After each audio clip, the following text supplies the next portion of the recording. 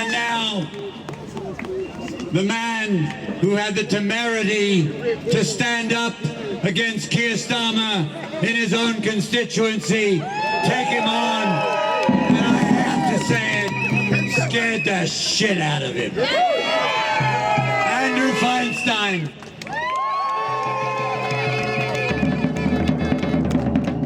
I should note, we talked about apartheid in South Africa. This is somebody who was in Mandela's government after the apartheid, having fought against that apartheid.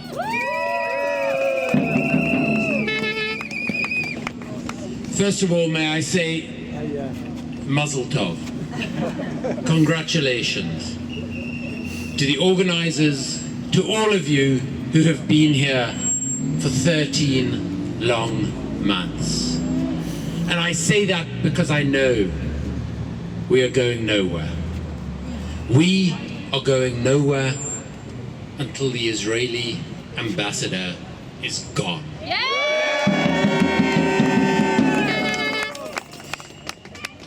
In these incredibly dark times, what gives me hope every morning is when I think about these demonstrations, when I think about the marches across this country and across all the countries of the world, where we have spring chickens like Selma James, like Stephen. Selma claims to be in her 90s. None of us believe her. Her birth certificate is a deception. It ranges from Selma to Barnaby. A voice and a mind of such clarity and purpose and conviction and commitment to the young teams who have been coming out in support of the Palestinian people. We are the past, we are the present, but as sure as hell, we are the future.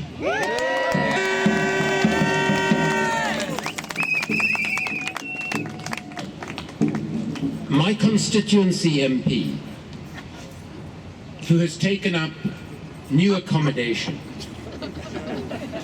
that guarantees that he will become a multi-millionaire by supporting genocide, by supporting wars across the world, suggests that those of us from Selma through Barnaby to the young teens are wrong to be protesting. When on Sunday there were protesters outside JW3 at a conference organized by the Israeli newspaper Haaretz to discuss, listen to this, democracy and Palestinian-Israeli relations. They invited a former Israeli Prime Minister, one who'd been in jail, as many more should have been and should be in the future. They invited a total of one Palestinian. This is how we discuss democracy and Palestine and Israel, with one Palestinian in attendance. And they suggested that those protesting were, and we've heard this before, were anti-Semitic. Can I just remind my MP that there were many Jews outside protesting, just as there have been for 13 months, protesting the presence of the Israeli ambassador in this country. Now, Keir Starmer, who those of us who live in Holborn and St Pancras have had the misfortune to get to know extremely well over the past 10 years that he's been our MP, is by instinct and personality profoundly undemocratic and authoritarian. Yes. And since his regime, because it's not an administration, it's a regime, since his regime has moved into number 10 Downing Street, with Sergeant Morgan McSweeney at its helm. The Terrorism Act has been used against pro-Palestinian journalists, against climate activists, against Palestine Action and other pro-Palestinian activists. Now let me tell Mr. Keir Starmer, as a colonial subject, I don't believe in honorific titles. So let me tell Mr. Keir Starmer who the real terrorists are. It is not those of us who oppose genocide. It is those who support, enable, facilitate and profit from genocide.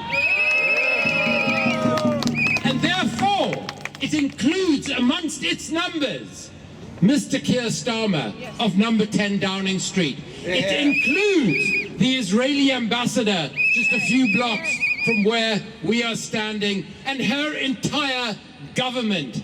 They are the terrorists.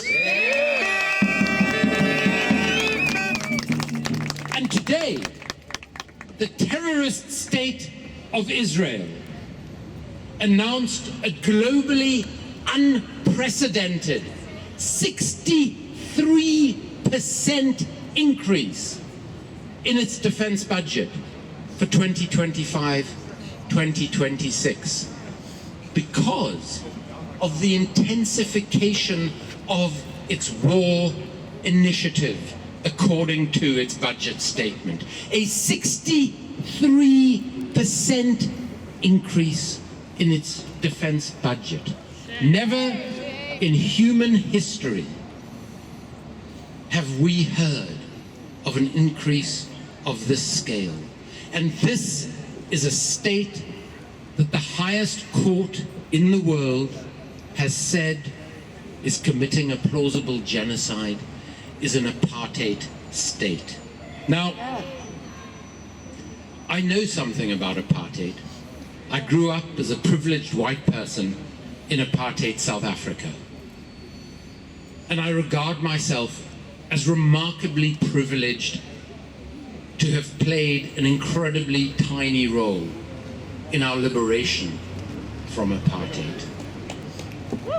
And it was not without incredible importance that it was the liberated country of South Africa that stood before the world's highest court and placed before the judges, headed by an American judge, an extraordinarily forensic submission of the genocide that is being committed.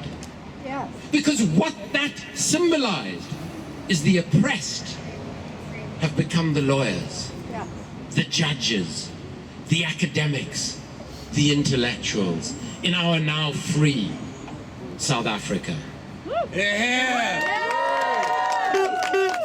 And what we learn in South Africa is in our darkest moments, when the state seemed at its most powerful, where Keir Starmer's predecessors were calling my former boss Nelson Mandela a terrorist. What we learned was that in our darkest moments lay the seeds of our liberation. Because when a racist, white, supremacist state increases its defense budget by 63%, what it is telling us is that it is desperate, that it is on its last legs, that all it has to offer the world is slaughter, destruction, death, racism, and white supremacy. So in the bleakness of today, in this darkness, lie the seeds of the light that will come to pass. And it will come to pass much quicker than we expect. Because, as that terrorist Nelson Mandela said, our freedom is incomplete without the freedom of the Palestinian people.